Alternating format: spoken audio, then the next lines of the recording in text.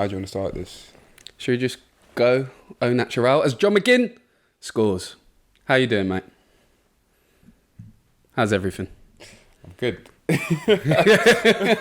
I'm good. Stressing before the AFCON final tonight? You know what? Arsenal settled my nerves a little bit. So, I don't know. I'm feeling good, feeling confident. You feeling confident? I think it's meant to be. But it could also be that, we get embarrassed. Who you got in the final again? Ivory Coast. Oh, they're good as well. They're not. They're not like the golden generation, but they're still decent. Who they got? Imagine Nico Pepe scores the winner. Yeah, well, he's woman. Would you not sleep during the night if that does happen? I don't know. I think it'll be an awful day if you lose. I can't imagine anything worse. Really? Yeah. If you lose. Anyway, it's not going to happen. We're going to win. You're going to win? Yeah, we're going to win. You're actually confident? As Villa nearly score? Fucking hell. Am I confident? You can't really predict AFCON. It's literally the competition where upsets are happening literally every round. Yeah. Every stage. Yeah. So it's just one of those things. I haven't really caught up with it this year. What? Distracted me. We had the Villa United game in the background, and Chika's ADHD hits like crack when I can deal with the camera, you and Jonah, but I can't do all four. To be fair, we were doing that last week. If you watch our Prem predictions on TikTok, Chika's literally like looking to the left the whole time. He's not even looking at me. He's like, yeah. So I'm gonna go. I was watching the back. It was so bad. I was literally like, just talking. No more football in the background from now on. Which we probably should have because it sets the scene. We created this podcast because of football, so it's only natural to have it on in the back. Yeah. But then we forget to talk, and then we forget we've got a camera recording and mics recording, and then I think we owe it to the viewers or the audience, whatever you want to call them, to have our focus, full undivided attention. Exactly, something like that. So, but back. If we're gonna loop back to Nigeria, back to this tonight, I'm having a little watch along with some people of Nigerian heritage and some other fans as well. I'm still, yeah. Well, I'm in the Nigerian get-up. I'm in Nigerian colours. Jonah's wearing what? Jonah's. He's wearing kind of bluey greeny shoes. That's quite good. Yeah, that'll do. Yeah. Just about past the entry into my house. Yeah. If you win, are you getting drunk? If you lose, are you getting drunk? That's the question. I don't really drink heavy. I have a glass of red. You love a little glass. You're a little classy one. Come on. You're a little classy one. I love it. I love it. Tell him, man. Yeah, you're a classy one. I bought you a bottle of red because you picked up all the equipment last week as well. How's life, mate? We haven't done this in a while. How are you? Have you much going on? We did last. Did we do it last week? Yeah. You say the same thing every single time. Oh, we haven't done this for a while. I was like, nothing's changed in a week, bro. Nothing's changed. Just working, no massive stories. Just working. No stories really. You're boring then. You're boring and classy. I'm private. I'm a private person. I don't want my business all out there. You don't want your business all out. What? You must be doing some mad things then if you don't want it. If you don't want it aired. Evil eye is real. You know what I mean? Yeah. Well, I'll say what I've been up. I got punched in the pub last night. Really? Yeah. Well, I told you before I came here. Good. I don't know. I didn't get sparked out or anything, but I was at the bar and I was ordering a drink and apparently I cut the queue. You probably did, knowing you. No, I didn't. This guy was begging it. Have you ever been to a bar where people are just so thirsty for a pint and they get so upset? I feel like it's a very British thing. Us getting annoyed at queues and people cutting in. In other cultures you don't really see it. People get that mad about it. Do we experience other cultures in day-to-day life? Not really, so it's hard to gauge. No, but when I've been abroad on holiday and stuff like that, it's just kind of... Yeah, to be fair, in Nigeria, there's no such thing as a queue. It's just who wants it more. Yeah. If you go, you see 3 lanes on the road in Nigeria, people will not abide by the lanes. So if there's traffic, you literally just cut in. The 3 lanes will turn into 5, even though they're clearly marked. Yeah. Fair. So yeah, maybe you're right. Yeah, well, this guy got butthurt. He was a young lad, and you could tell he was just up for a scrap. I guarantee he probably got into a fight. I was just got my drink, I knew the manager, and then he just kind of just across. I just felt this kind of like hit, and I was like, "All right, mate." I've never been punched for getting a drink before. I was just like, it wasn't even like a punch; it was like a shove. And then you could tell they were young. They were just going, "No, let's bless the beat." Like it's like they're like entertainment for the week. All my days, like he just like barged in when he was in front of the drink. You could tell like he was buzzing off it. Like, Is it? yeah, it was weird. It's weird, like, you know, if you've ever been out, I just kind of stared at him like, what are you doing? Damn. You absolute muppet. You attract drama where you go, mate. Yeah, I kind of do. I've had many a story in the pub. I worked in pubs for years. And just changes to a pub podcast, yeah. Two Left Feet pub. Two Left Feet pub. Oh, mate, that'd be we could do like an event in a pub. That'd be class. Yeah, it's like what? Yeah. You got Sport Bible, you got Lad Bible, you know. Yeah, Two Left Feet pub. Yeah. Loads of red wine for you. Like you could have a wine bar upstairs. I'll have like just beer and chaos downstairs. Yeah. That'd be lit. Sophistication up. Sophistication up. Yeah. Downstairs is ratchet. It probably would be ratchet. I just remembered the story the other day when I was at uni in Swansea as well. I've done so many embarrassing things in pubs, but one of my biggest embarrassing moments was I went to go meet my friends in the pub. I think we were watching Usyk versus Tony Bellew in the boxing. Yeah. And I walk into the pub and I kind of can't really find where they are. There's like a group of them, and it's like quite a narrow vertical pub. Okay, and I walk in and everyone's kind of got their back because they're all watching the screen. Yeah. And I walk in and I think I see my mate TD.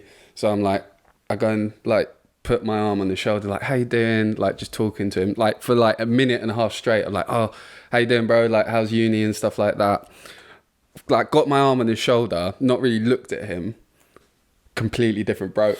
My mates were on the other table in front of me, and I look round and this guy's just staring at me like, what the fuck are you doing? I'm getting so many weird situations. So I had a conversation for a minute and a half with some random bloke I didn't know, and he just kind of, I don't know why he's like, it didn't say straight away. He like just let you just carry on. He's like really interested. Maybe he just has no friends. No, he's with some friends, and I don't know. Me and I would need a whole separate podcast for all my pub extravaganzas and stories and all that jazz. But we should probably get on and talk about the football. And where I want to start, buddy. I didn't like that. Where I want to start, mate, is the title race. This is like right now. This is like a triple threat match, WrestleMania, title match. Liverpool, City and Arsenal. Yeah. This is a proper triple threat. We've just watched Arsenal bop West Ham. Thoughts post Arsenal game? West Ham. Yeah, it's definitely it's a 3-horse race, I think. Basically everyone's now kind of level on points, goal difference, similar goals scored. So I think just waiting for one team to just slip up and and the other teams to take advantage. But yeah, good game. What's the table looking like now? What is it? It's Liverpool on top. He's on it. We got another feeling. We're level on points with City, and then Liverpool have one more point. We got 51. But City have got a game in hand, don't they? Yeah. So City got 53. No, Liverpool 54, 24 games played. City 52 points, 23 games played. Arsenal 24, 52. So we're level with City, but City have got a game in hand. Damn. Yeah. They got the game in hand. Who's the game in hand against? They're playing it next week, actually. Are they? They got a double game week next week. Oh, get them in your fantasy. They got Chelsea and Wolves. No, they got Brentford at home. Because I think it was because of the Club World Cup. They got Brentford at home again in the Premier League, Tuesday 20th of February. So they got they got Chelsea at home. Oh shit! And then they've got Brentford after. So we're buzzing, obviously, as Arsenal fans after that game. 6-0. It looks like we're in incredible form. But I just feel like I'm getting the City steam train vibe again, and I think they're just going to absolutely roll through. Does your opinion differ? Right now, I'm starting to panic. Well, look, if City are already in the driving seat coming into the halfway point of the season, then you're in trouble because they get better as the season progresses, and they've just got back their key players. Haaland, De Bruyne, they combined again within a couple of minutes of De Bruyne being on the field. So yeah, it's there. I still have them. You know, I think they'll probably run away with it depending on injuries but you never know. You never know. You just gotta keep the pressure on and just hope for the best. You can only just focus on what you guys do, and every game matters at this point. You can see how the schedule kind of matches up to City's once, you know, European football comes in. I think they're still in the FA Cup and stuff like that. So, you know, we've only got 2 competitions to focus on, but you just hope that, you know, things swing our way. I think after the little blip that we had, it's a blip that should never have happened. I think 1 or 2 games, 2 games is bad, 1 game is livable. But to do them back-to-back against other London teams and drop points after being top at Christmas just shows that maybe we're not ready to be the leaders. Maybe we're destined to be the people that catch people up. But we'll see. Yeah. You know, I haven't got the biggest expectations, but you know, it's a great performance. I enjoyed today. No stress. You know, 6-0 boppings. Saka, 2 goals. Odegaard's playing well. Rice, banger. Like, can't complain, man. I feel like Liverpool are going to come back with a vengeance as they've done against Burnley, and also the Klopp factor. I can't. In regards to this, like, we could go on so many tangents about like who's got the better run of fixtures, who's going to hit form at what time. We could go on and talk about all these hypothetical situations. I mean, the actual situations as well in regards to fixtures. But in regards to it, I can't remember a title race where 3 teams were as strong as they are now and gunning for a title. I was just thinking the other day, can you guys remember a title race that's been as tight as this? At this moment in time, yeah, it's always been a possibility. But we're halfway through the season. Well, we played 22, 23 games. Yeah, but I can't remember a time where there was three teams. Come the end of the season, it'll only be us and City. You think Liverpool are going to drop off? Yeah, for sure. Why is that? I just feel like when they've been playing Europa League is when we've seen that their form has kind of dropped off. So now from I think end of November to early Jan is when their form has been the most promising. I think. So that's when they haven't had to contend with the Thursday Sunday thing, because that scheduling is just nuts. And that's when you actually start having to use your depth. Which they have, but just not in quality, like City do. So, I just think reality's gonna hit them. They're gonna kind of fall off a little bit. They definitely do have a chance of sticking with the crowd, but I just don't think they will. Yeah. I mean that's a fair assumption. They're a good team though, better than United were last season. So you know. Yeah. United technically were in a title shout. Heading into like 25th game of the season. That got squashed very quickly, but yeah. Yeah, I don't know. I've got a feeling that they're going to hang in. I just think Anfield's going to turn into such a special place with Klopp leaving. I think that will keep them in the race. I know they've got a kind of lack of quality and depth, but yeah, I just really think their home form's. I mean, it's already great, but I think it's gonna improve. Like, they're not going to drop the odd draw that they sometimes do during the season. I think literally it's going to be win at Anfield going forward, and I think that's going to keep them in it till the end. I can't really remember. I think the last time it was like 3 teams going for the title like this was when Leicester won the league, when it was Arsenal, Spurs and Leicester. And then we beat Leicester. It was the Welbeck header, wasn't it, at home. And then I don't know what happened that season. We just fell off a cliff, and then Spurs kind of did at the end. I just spat on my own hand. And then Spurs had that mad game against Chelsea when everyone was scrapping. But yeah, I can't really. I really think Liverpool are going to stay in it. I'd have to disagree with that one. I think with Klopp and that home form, it's gonna. I know what you're saying about the Europa League.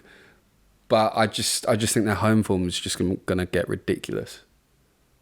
Well, I think there's only a certain amount that, you know, that crowd thing will get you. Do you know what I mean? At the end of the day, yeah, it's going to be a bit raucous towards the end of the time, but it's going to be very emotional. It's going to be a lot of pressure. I'm not saying that Liverpool can't handle it, but I just don't think I don't think the team is actually good enough. Yeah, the drop off in quality is quite far from a couple of seasons ago. Yeah, but I'm sure they're saying the same thing about us. So like, Yeah, we'll see. I just don't think come 5 games to go that they're going to be near City, and I think we're probably going to have a better chance to do that. So yeah. Here's an interesting question as well. I think we're pretty much agreeing that City are going to go on a incredible run like of games, like with De Bruyne back, Haaland looking good the other day against Everton. Out of the 3 teams, including Liverpool in Europa League, what team do you reckon is going to do the best in Europe? Because I said back in October, I think it will either be... I think Arsenal will get to the final of the Champions League. I know that's an out there statement. are you still sticking with that? Yeah, I really do. This is going to lead to another bet, isn't it? No, I don't want to bet against Arsenal getting to the final. Yeah. I wouldn't bet against that. But, I want to be realistic here. Yeah, I don't think it is unrealistic though. I think we're... A competition that we haven't been in how many years? Yeah, I know, but I just I wish I had a better case, but I just feel like our form is a lot better. This is what he does. He's like, I just have a feeling. It's the feels. I'm getting the feels again. And the feels are telling me that Arsenal are going to get to the final. Do you know what I can see with Liverpool as well? I can actually see them winning the Europa League and that being Klopp's send-off. It'll be one of the two. They'll stay in the title race to the end and not quite win it, or they'll win the Europa League and that'll be Klopp's send-off. Well, you'd expect them to win the Europa League. Do you know what I mean? They're the best team in it. Yeah. What about Brighton? They're doing quite well still. They're out of it. No, Yeah, Brighton are out. They finished bottom of the group. No. I thought they are. No. I think Brighton is still in it. Pretty sure. Am I bugging? Yeah, you're bugging. They either got dropped to the Europa League or Conference League. Oh, they out? Yeah. I thought they got a mad win on the last day. No, they lost. Did they actually? Yeah, lost that. Oh wait, no, they did. No, they lost. Oh no, they won. Yeah, where did they come? I'm looking at... Yeah, they came top of the group. Oh shit. Yeah. Who they got in the... It's not showing me what... what matches they got? Yeah, it's not showing... Is there... I think not the draw... Has the draw not been done? No, I think what happens is if you win your group, then you you skip the next round. Yeah. Okay, there we go. Brighton could be in with a shout. Imagine like Brighton Liverpool Europa League final. That'd be weird. Their form this season's been terrible. This year, they got their first goal of 2024 last game. You're joking? Yeah, you don't know that? No. Yeah, Brighton. That's just renowned for scoring goals. What was it? They beat who? They just beat at home, Crystal Palace. That was the first time they scored in 2024. They scored 4. Mad. Yeah. So, do you know what? Annoyingly, I can see City winning the Champions League this year. Oh yeah, 100%. Beat us in the final. 100%. So, do you think out of all 3 options, obviously, because Liverpool, City, they're the best team in the world, and they're just going to stick. Oh, it's boring. I just get my hopes up. I mean, the Bundesliga is less of a farmers' league at the moment, like with people in it. Harry Kane curse and Leverkusen smashing them 3-0. Leverkusen look like they're actually going to do it. I think they will. Yeah, I think they will. But that's you never know. So funny. We thought Dortmund were going to do it last year, and then Bellingham couldn't play. And then Bellingham cried. He couldn't play. He only played the last 10 minutes. Yeah, that was gutting. I was watching that in the office actually. I was editing 2 Left Feet episode. So just to summarise this segment, I think we both agree that City are going to steamroll the league now at this very moment from our gut feeling. I don't know about steamroll, but they'll win. Yeah, and win the Champions League. Football's so fun when you've got a lot of money. So I don't want to be edgy and just get turned over. I'd rather be pleasantly surprised that Arsenal maybe do the impossible. But let's be honest, City, it's the hope that kills you. City are probably going to do their thing. Yeah, this is true. Now, Chika, I wanted to install a new segment into our podcast, and you seem like you're a fan of this one as well. When I told you, and we'd implement it. Now, I want every week for us to find the maddest thing we can find in football. Crazy. I want us to, just basically do a bit of research and find the craziest thing that we can find, and then we've got to vote on who's got the maddest thing, because the maddest stories come out and they're the funniest to talk about, like Pascal Chimbonda managing a 7th tier side. He got a touchline ban as manager for, I think it's like Skegness United or something. It's a team in the Northern League and it's like step 7. That's some unity. Yeah. And to get around him getting a touchline suspension as a manager, he put himself in the matchday squad. and was a substitute, so he could still manage. it? Yeah. Mad. So he's in the match day squad, and now he's playing as well. He's like playing in like the 7th, 8th tier. So Chimbonda, bloody legend. Yeah, that's the way to get around it. Arteta, put yourself on the bench because he keeps on getting in trouble. But we spoke previously before this podcast, and we couldn't find too much this week. But there was one thing we both saw that we agreed on, and it links into the final tonight.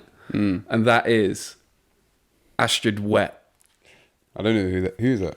You don't know who that is? You've been bloody everywhere. I'm not Nigerian, and as a TikTok saw, like a TikTok I saw from someone reacting to it, I'm not even Nigerian, but I'm pissed off for you. Wait, explain to the people who she is. So ASTRID WETT is an OnlyFans model or creator. I don't know what you call them. Are you a subscriber? Yeah, avid. I've got a crazy subscription. Me and Nicholas Jackson, just biggest fans. Is it? If Fucking context, Nicholas Jackson got caught cheating on his wife on a live with ASTRID WETT. She's a bit of a nutter. She does everything for attention. And she said, Chika, in loads of TikToks recently, that her supporting, doing a few dancey dances on TikTok, trying to embrace herself into the Nigerian culture, that she's gonna make Nigeria win the final because of her support. Thoughts as a Nigerian football fan? I don't even know if I want to give it attention, but just seeing, like, if you're gonna say it, like, at least, and if you're gonna like involve yourself in the culture, at least just don't embarrass it, like, because some of the dancing she's been doing, like, it's all good, but it's just embarrassing, man. It's embarrassing, and it's just, to be honest, like, I was enjoying all the memes from Wednesday, Thursday from the semi-final. Yeah. And like Twitter was hilarious, and obviously I have been banning with all my friends from different parts of the world. But seeing that, I just had to. Okay, because she tried to do some mad dance, and I was just like, yeah, it was the jazz hands that got me. the jazz hands, the fake twerk. I don't know, man. The fake twerking. I didn't see that. She put the Nigerian flag over, and she was like doing some spasms underneath. I don't know what to call it. I don't know what to call it. Like, someone check up on her, because she needed medical attention. Well, the real question is, do you think ASTRID WETT's support is gonna allow you to win the final? Is it if you win today, is that all because of ASTRID WETT? No. I appreciate added support, but that's gonna have no bearing. Yeah, but I do think the Nigerian players got in trouble with the management. I think halfway through the tournament, I think when they qualified from the group stage, apparently they got caught having girls back at the hotel. Of course they did. At the hotel. That's not even just a Nigerian football team thing. That's just a footballer thing. Marcus Rashford and Belfast. And then they had and I think Osimhen was on live with Boniface, who couldn't make the tournament because of injury. And Boniface was like, you guys still gonna enjoy girls tonight? He's like, nah. He's like, the job's not finished. He said after. After they I love how they're not even hiding it. I feel like Jack Grealish has started this trend now. It's like everyone wants to be Gaza. Everyone wants to be Gaza because I love it. Apparently there's a rumour about Marcus Rashford going on holiday and having one villa for him and his friends' girlfriends, and then their own villa for when they invite people in. Allegedly. I'm not saying that is a thing. That's probably why his engagement got called off. He was engaged? Yeah. Oh God, I've heard all the opposite. I hear him clubbing in Belfast and getting kicked out of club. Yeah, with his long-term girlfriend. I didn't know that. Yeah, they were engaged, and then before the summer, it's apparent that they broke up, and then that's why he was moving mad in Miami. And Belfast, I still don't understand. Did you see the club that you went to? It's like a pub. Like, it was like, what are you doing there? It was so random, and then apparently he like fell asleep and like kicked the girls out of his hotel room or something like that. Yeah, it's great. I'm all here for it. It's a freaking hilarious story. But why? Shout out, obviously, as an Irish football fan. Shout out Belfast. I thought first of all, we're not getting into politics, but shout out Belfast. But it's not exactly party destination number one. Dogs, no cats, no. Or no, it's not. No blacks, no dogs, no Irish. I said no cats. No cats. Cats are allowed. No, I think Marcus Rashford was after a lot of cats, if you know what I mean. I don't explain. No. But Rashi, Belfast, what? If you're going to go clubbing, like go Miami, go Mexico. During the season? But Belfast is really close to Yeah, I know, but even then, just stay in Manny, go London. Yeah, go China White. Go Birmingham. Actually, thank God, Birmingham. yeah. There's plenty of places, is what I'm trying to say. Belfast is a very, very random place to go clubbing. It wasn't even like it looked like a uni night, like not like a, but it was dead. Like the venue that he was at was actually like. Do you reckon he ended up in Pop World? So he was basically at a bus down. That's what it looked like. Yeah, Rashford, mate, it's a L, but it's hilarious. And I hope you keep up these antics because it gives me free entertainment. And if Nigeria win tonight, it sounds like there's going to be a lot of people around it at hotels. Seems like Nigeria are gonna party tonight if they win, which they'll win. I've got hope for you, bro. Yeah, the AFCON, you literally can't expect anything. It's the competition for the underdogs. You know, Ivory Coast are the hosting nation. I'm not saying there's corruption, but there's corruption. We should probably skip this segment before we get Chika arrested. hey! I'm in London right now. If anything, I'm doing the Lord's work. So yeah, I'm gonna say 1-0. There's gonna be a game where there's like few chances, few goals. That's how it is in AFCON finals. You're not gonna see more than 2 goals. Even if you see 2 goals, you're very lucky. Like it's just gonna be literally. You're making goals in AFCON games sound like shooting stars. Mate, sometimes it's when there's a lot on the line, you just want to sit back and just not make that mistake. Fair. Teams are very cautious. Well, our segment of maddest moments has turned into an AFCON final prediction, but I'm here for it. Our attention spans and our focus are gone. ASTRID WETT, stop supporting Nigeria. I'm gonna end it on that. No, man, all sports welcome, man. More to join the team. They hate us. They want to see Twerking us. with the Nigerian flag. No, I don't respect that. Yeah. There we go. She's trying. Yeah. She's Nigerian at the end of the day. Eh? Oh my god. 19%. Bollocks. she edited her DNA like people edit their Strava runs. All right. That wasn't to you, Jonah. No, that wasn't to you, Joe. Jonah has just asked us a really good question. We're kind of pivoting from one segment to the other. What was the question again? So what do you think is more likely? Opinion, but also based on the odds. Arsenal to win either the Champions League or the Premier League, or City to win the Premier League and the Champions League? That's such a good question. So I'll say it in the mic in case it didn't pick up. It's what's more likely to happen: Arsenal to win the Premier League or Champions League, or City to win both the Champions League and Premier League. Is that right? Yeah. Yeah. I think I said City. I can actually see them doing a double this season. 100%. Unless they get like Madrid in the semis. But I think it's way more likely. I think you got to go to, a little bit of history. They literally just did it last season. They're still the best team in the world.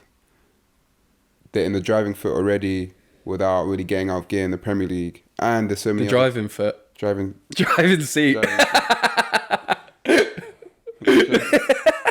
Yeah, I'm Nigerian. I'm not from here, man.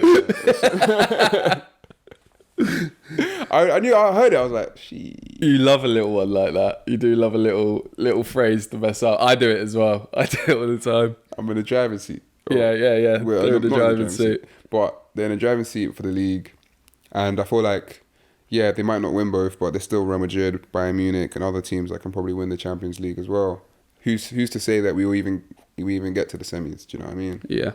So they've done it before. We haven't done the Champions League ever. We've never done that double. Never been close to doing that double.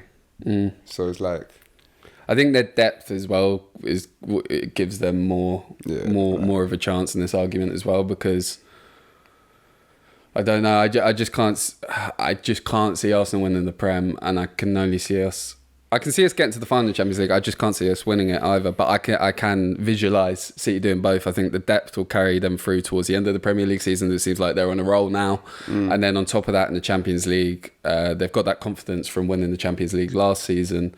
They've got European pedigree now.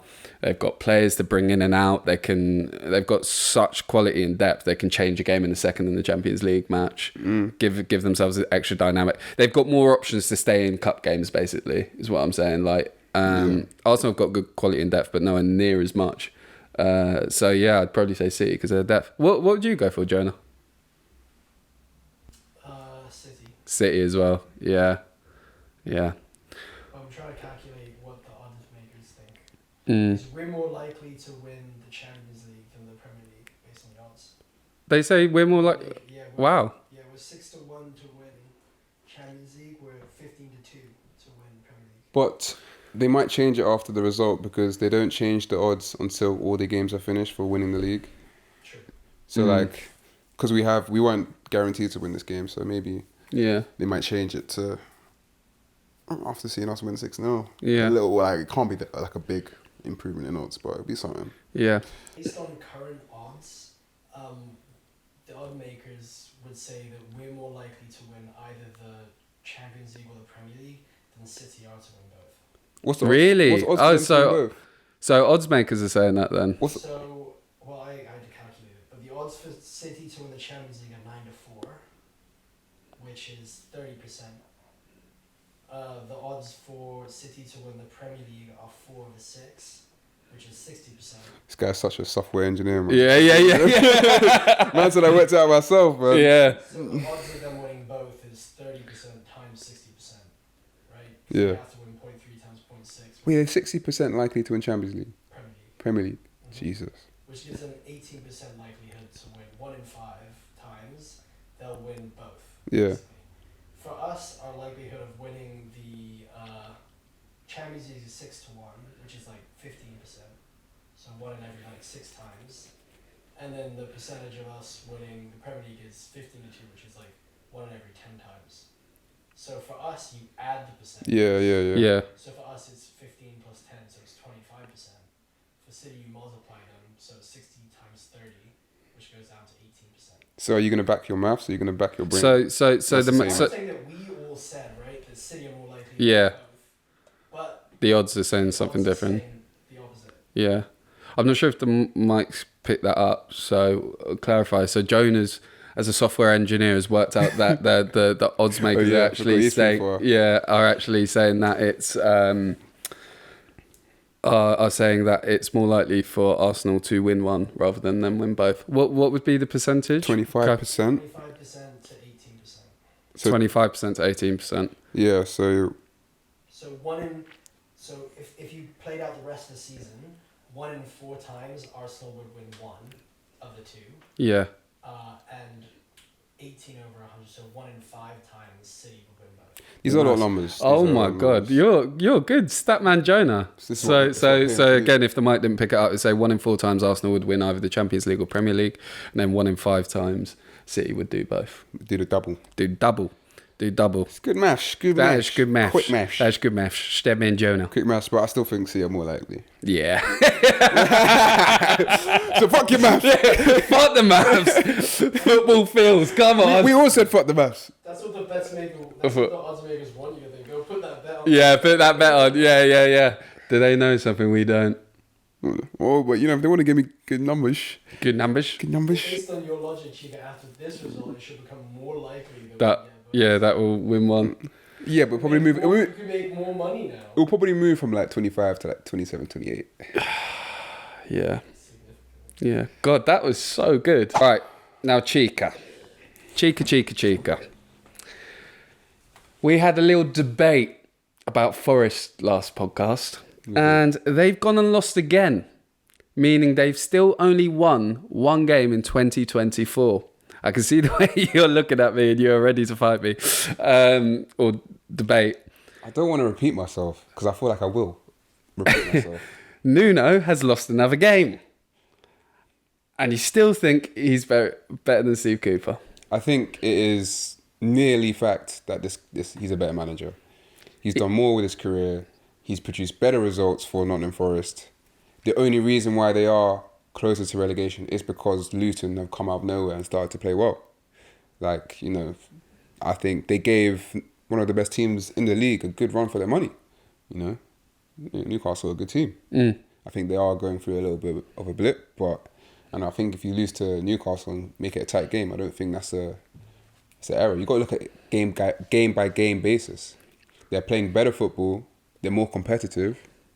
And yeah, I still back him. And Nuno's a better manager than Steve Cooper. Like, Steve Cooper's not going to get another Premier League job. He's not. So Forest are 2 points off the drop now. Yep. They, again, I said it last week, they were 5 points off the drop before. So they were in a better situation when Steve Cooper was manager.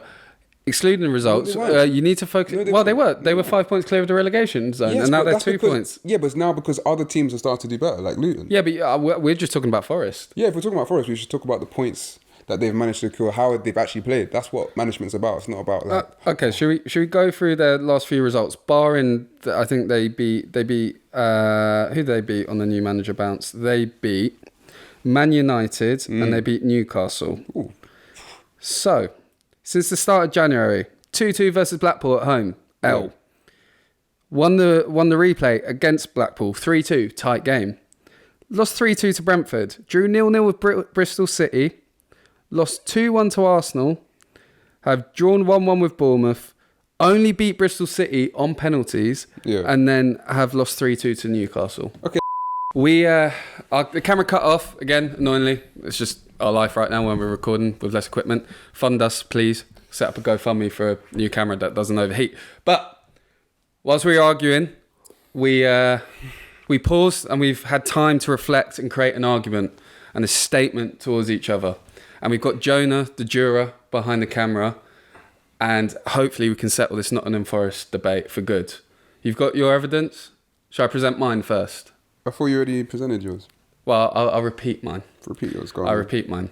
They were 5 points off the drop when Steve Cooper was manager. Now they're 2. Oh, is that me? I thought that was your front door. Anyway, yes, they were 5 points off the drop. Now they're 2 points off the drop. They have only won 2 games in 2024. One was on penalties against a team in the division below, and the other was a replay against a team in League One. They are on a horrendous run of form. They've had two wins on the manager bounce, and bar that, they've had no success. Present your evidence now to the court. So, yes, it's Judge Jonah. Yeah, Judge Jonah. Welcome. I'm a fan of your work. And they say flattery doesn't get you anywhere. You're looking very sharp today, okay? Very sharp today. Is he got good? Yeah, Jonah, you've always had a lovely smile. Oh, of course he copies me, Judge. Yeah. Your Honour. Yeah.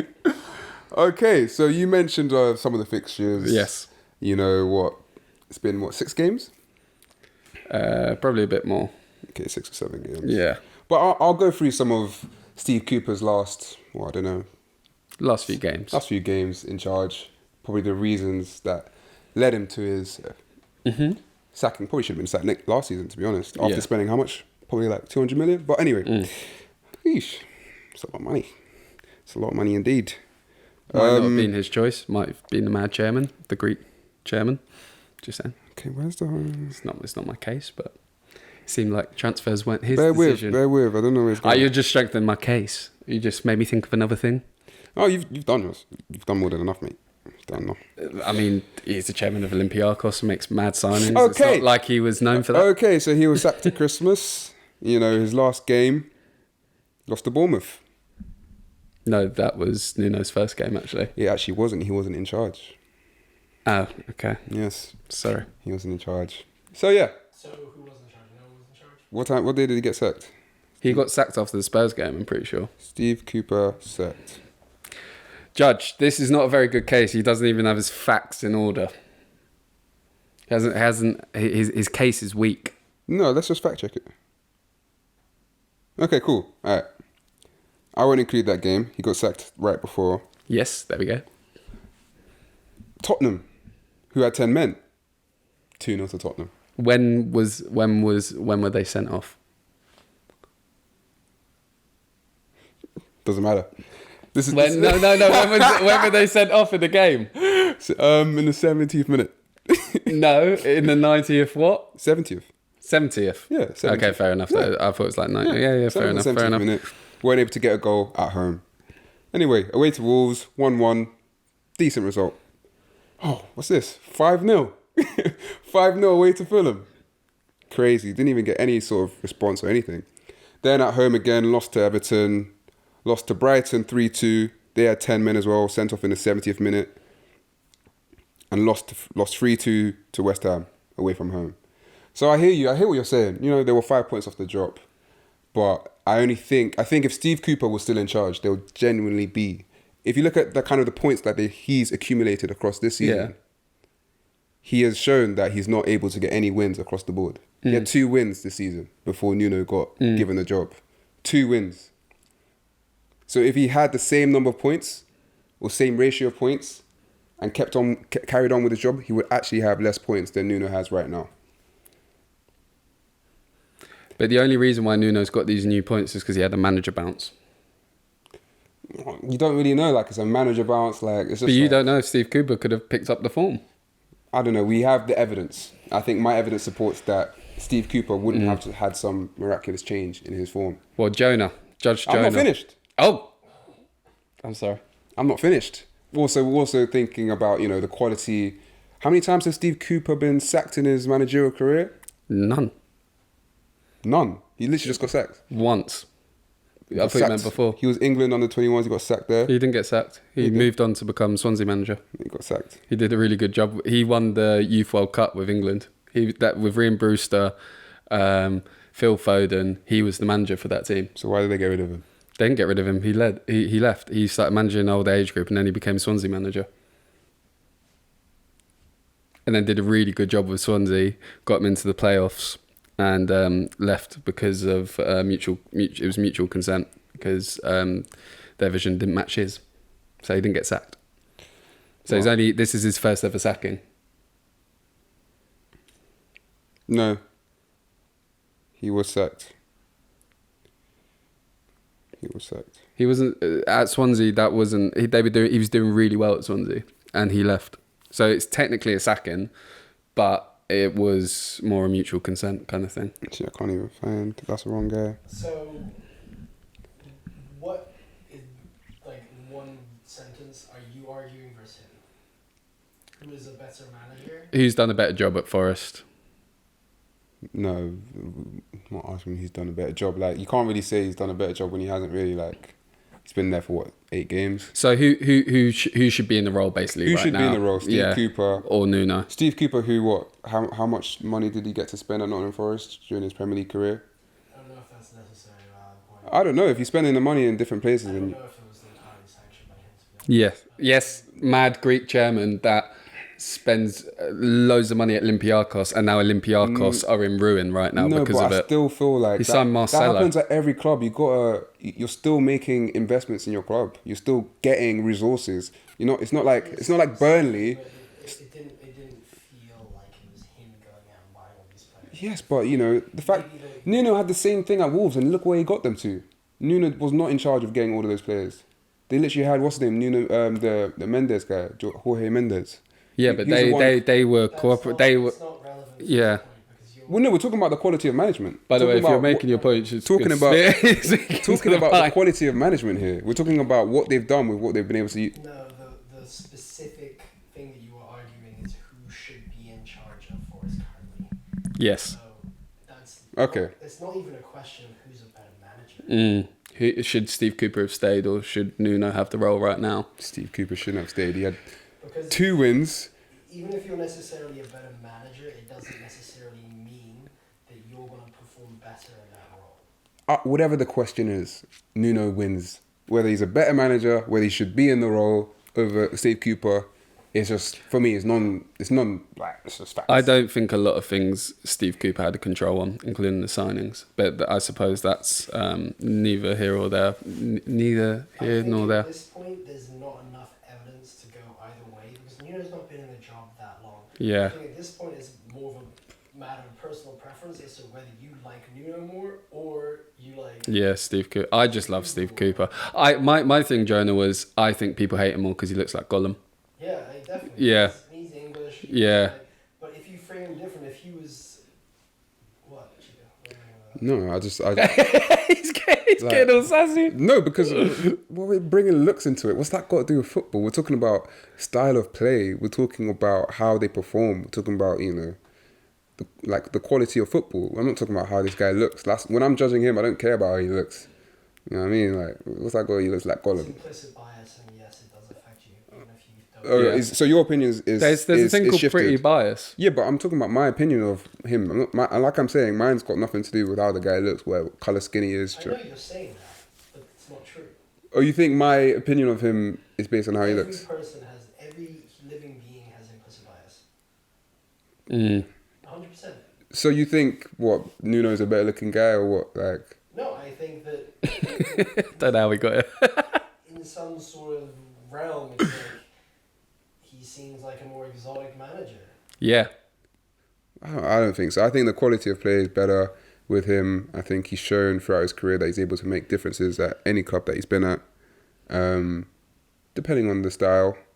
But yeah, I think they play better football now, more expansive. I think harder to beat, concede less goals, score more goals. They literally just conceded 3. Yeah, this guy's conceded 5 numerous times throughout the league. So what? Yeah. All right, so Jonah, you're come to the conclusion that it's neither here nor there. It's pick personal one. preference. Pick one. If you Pick had one. to pick one, who do you think has made the better case?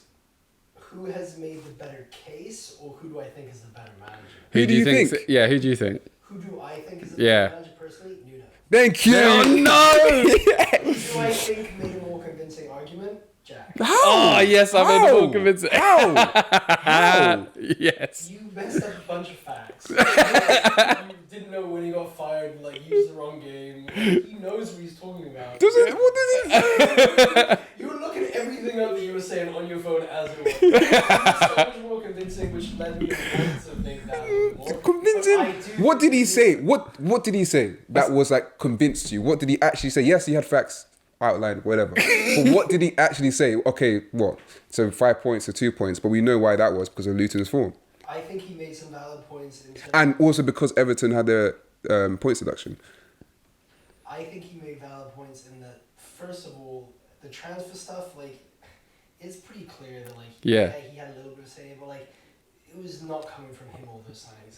100%. I'm not saying it was, but he still had investment in his squad. He was still able to, Yes. improve his squad. His squad got improved. We're not saying all the signings, like, this guy signed how many... It's just tough when you're a manager and you get shot with 20 new players. Like, it's hard to Yeah, it's hard to mold that together. No, 100%. He actually did better when Are they we signed acting less like- players. Are we acting like it definitely wasn't him that signed Lingard last season? It wasn't him that signed Gibbs White. It wasn't him that signed Nico Williams. These are definitely all his signings. Yeah, there's a couple of signings that turned out pretty well. Nico Williams. Nico Williams. Nico Williams has done Lingard. really well. No, he hasn't. Lingard wasn't a good Nico one. Williams has not done well. Lingard did pretty well for They- a bit. No, he didn't. Forest. No, he No, didn't he was do that awful. well. He Yeah, was awful. That was awful. 200k a week to do what? yeah, He was awful. yeah. Now he's in Korea. But I think I think we can come to a conclusion. What based on our argument? One of his good points I thought was his experience with the U21s. Yeah. I think that, like, if he was given a team of more talented players with youth and just like work well with each other, maybe he could have done a better job. Yeah, I just think that, like, there's not that much argument right now for Nuno in the Forest job. Yes. He's done a better job so far. Yeah. Really, there's nothing there yet. I agree, but I think he's that you could more have made equipped. You could have made more valid points with respect to his experiences in similar situations at previous clubs. Yes, that's why I was trying to be like, oh, it's not relevant to what he's done at Nottingham Forest. That's why I was. Yes. So if you'd emphasize more the point that, like, give me more data. I tried. I got told not to. I didn't finish saying what I was saying. Like, give me more data. You tried to say that, like, look, he was in a situation where he got chucked a whole bunch of players. And give me more data on how many players, like, he was given, and, like, how he Yeah. controls the situation. But he didn't give you any data. He just told you that he did well with players at thingy. He didn't give you like any numbers or any like, do you know what I mean? Anything substantial. He just gave you like, okay, he did well at England. No, he talked about the signings. So yeah. What do you say about the signing? I said that loads of those signings weren't his. Yeah, weren't but he his didn't. call. Yeah, but like it's the same thing that I said. I just didn't give any numbers about it. But his point there was not this. It's not the same context of the point. His point there is as to why he was not successful. Your point there has to be, oh, here's an example of this guy in that same situation where he was successful. Yeah. You have to counter his point. I literally said that. I said Nuno at Wolves. all right. Give me any information. I don't know anything about that. All right. It's the exact same point. It's my bias because I know much about the situation that I didn't know the Wolves signed out. Look how many Portuguese guys they bought. There was all Jorge Mendes. I literally gave more context to it. They literally All right. Yes, I had Jorge Mendes. You've got an AFCON final to watch, so let's move on to the next segment. Jonah, how would you summarise that?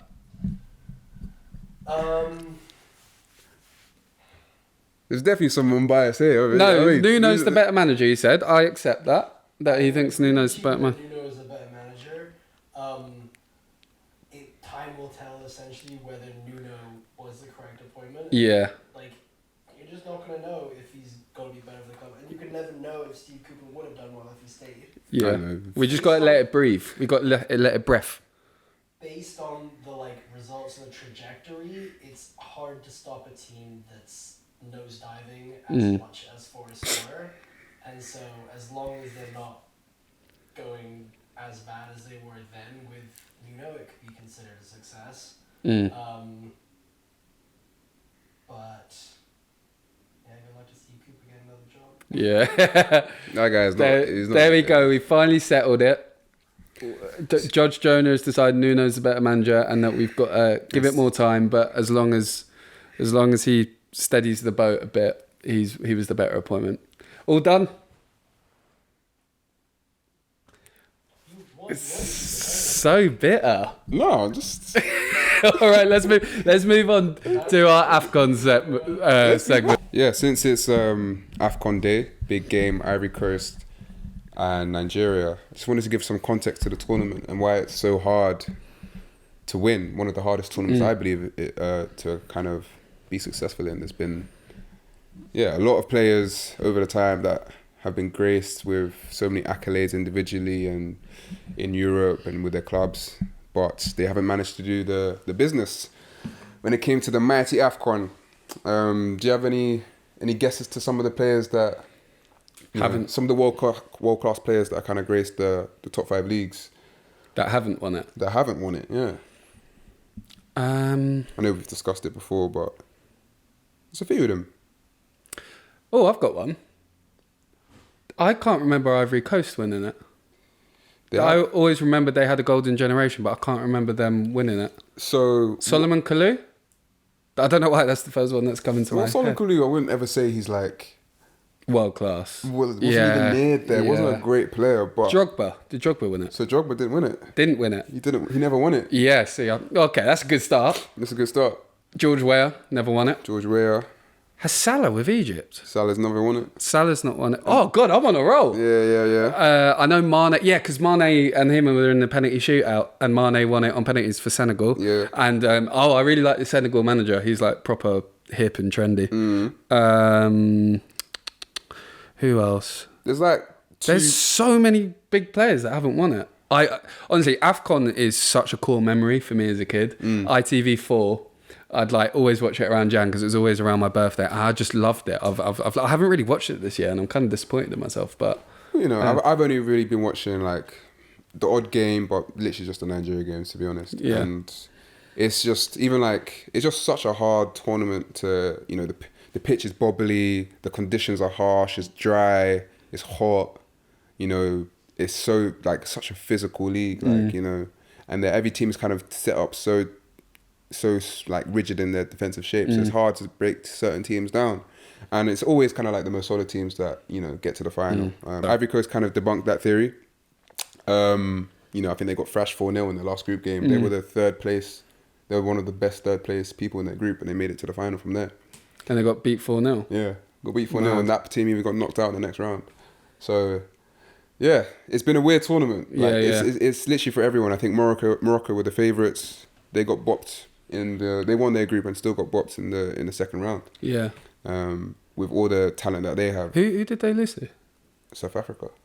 Mad. Yeah, South Africa. Yeah. They haven't even really qualified for recent ones as well. South Africa, have they? No, they haven't done well. They're not a footballing nation. They're like rugby and cricket. Yeah. So So the other two players that I will mention, SCN. Yeah, he Ghana. never won it for Ghana. Yeah. Asmo Gyan never won it for Ghana. And Kanu. Yeah. Kanu's won. Because obviously Nigeria won it like 3 times. Yeah. 3 or 4 times. And yeah, Salah's a big one. Egypt, I think they've won it 11 times. I think they're the most successful. Yeah, I remember them winning it the most when I was a kid. Yeah. Yeah. Yeah, they always just had that tactical edge. But Drogba, some people say he's the best striker, African striker of all time. George Weah. George Etu. Yeah. How many Champions League did Etu win? At numerous clubs. I'd say George Weah number 1 still, just because he won the Ballon d'Or. I'll say Etu. Yeah. I'll say Etu. Do you think Eto'o had a similar thing? Is it Etu or Eto'o? I always said Eto'o. Right, got to ask Cameroonians. Yeah. Eto'o, I feel like he kind of had the Benzema thing to him, where he was playing in a team with so many talented players that like he kind of got overlooked a lot. Yeah, I think if he stayed there longer, he would have won a Ballon d'Or. But I still think George Weah, just because of the Ballon d'Or, I'd say, and then I'd say Drogba, to be honest, and then no. Oh, that's tough. I think Eto'o and Drogba are neck and neck, like talent-wise. I don't know. I feel like if you're going to be the best African player, you've got to do the business in the AFCON and have, I think George Weah obviously didn't play for that many good teams. No, he did. He played for Milan. Played for AC Milan when they were in their heyday. Yeah. But he didn't win anything notable. I don't think. We can check. I think he won the Champions League with AC Milan. Check his wiki. He's like the president in the country now, isn't he? Yeah, they love him there, man. Football career. Let's check his honours. George Weah's honours. He has. Oh no, he's never won the Champions League. Yeah, he didn't really win much. Yeah, he won Serie A twice. He won the FA Cup with Chelsea. He won the Coupe de France, the division. Yeah. Okay, I think you got a case there then. Yeah. Like he didn't really win much, but I think he wasn't at certain clubs during their successful eras. But I don't know. I feel like Etu he won the Champions League at Inter Milan, won the Champions League at Barcelona, pivotal in both teams. I think he led Cameroon to 2 AFCONs. They won the Olympics with him. I remember there was days he was playing for Mallorca and he was terrorizing the likes of Real Madrid and other teams as well. So no, he was consistent throughout his whole career. I think obviously he had a bit of Chelsea, but not many strikers do well at Chelsea. Anyway. So like I said, a lot of teams, a lot of big players that we mentioned that don't do too well. But that's why you see the likes of Osimhen not scoring that many goals. But he's causing chaos. It's just not, it's just one of those things where you can come thinking you're the big bollocks, but you get run out, get bopped out of there quickly. So just to finish this, I'd agree with you now. Eto'o, most best player to not win it. Yeah. Or you could say Salah. Salah's up there for sure. Salah's up there. I'd probably just edge it with Eto'o. Yeah. I think you made a really strong case there. Yeah. And then tonight, before we wrap up the podcast, because I know you want to get your pizzas, you want to get your meal, you want to get your drinks in. Yeah. Score predictions officially. I think you mentioned it earlier a bit. I'll go 1-0 Osimhen. 1-0 Osimhen. Could be an extra time. Don't think it will last that long, but hopefully 1-0 winner from Osimhen. Touch wood. Good luck, Niger. Right, if you're still listening, thank you so much. Thank you so much for checking out the podcast. We're going to wrap this up quite quickly because we've got a game to watch. Chika's got a lot of celebrating to do if Nigeria do end up winning 1-0. But before we end, I've got to give my howler of the week, and you got to give your freak of the week. Who is your freak of the week? I feel like I always use Arsenal players, but it's like I've seen it with my own eyes. I'm never going to really miss an Arsenal game. I'm in the minds between the man of the match and a local lad. Yeah. Fuck. 3, 2, 1. I'll give it to Declan Rice. I think his deliveries were insane today. I think a lot of people expect him to be in the box, but I think he was very consistent with where he was putting the ball in. What's the name on a knife's edge? What's the saying? He was on a knife's edge. Yeah. Pinpoint. Nice. And he came back to his home club. and bopped them off the park. So credit to him, and he kept it humble, kept it respectful. So yeah, salute to him. What about you? Who's your howler? howler? It's got to be West Ham. West Ham? Actually, no, West Ham fans leaving the ground that early. That's my howler. I'm very strong and adamant about this. You should never, even if you're getting bops, you should always stay there and fucking take it with your team. We're going to disagree here. You've paid that money, you've gone to support your club. If you can't support them when you're getting battered, you don't deserve to support them when they're winning. That's always been my opinion. I don't know. I feel like you've paid your heart. I see it the other way. You've worked so hard and to earn that money to get season tickets and maybe weekly tickets for you and your son, and like they come and give that performance. It's like, what are you gonna do? You're gonna stay to the end and just stop booing them. You don't have to be there. I think you stay till half time, maybe see if they're gonna make a difference in the second half, which I think a lot of the fans did, but I don't know. They obviously just didn't wake up on a Sunday afternoon and feel like they fancied it. Why should I fancy staying? Yeah. If you can't be asked, why should I be asked to stay for you? For what? I think we should leave it on that, and that's a topic for the next podcast. But yeah, my howler's West Ham. Your Not Luton. Yeah, because you gave your howler to Sheffield United last time. Yeah. No, I'm sticking to West Ham fans. Beat Luton at home. Yeah. Your beloved Luton. You never give it. You'll never give it to them. Anyway. All right. We need to wrap it up because the camera is getting more hot than my jacket potato in the microwave. Weird reference, but if you are still listening, thank you so much. Thank you for the support. We're very grateful. Very weird reference. Yeah. All right, we need to lock this off because you need to watch AFCON and we need to film another video real quick. Take it easy, guys. Sweet.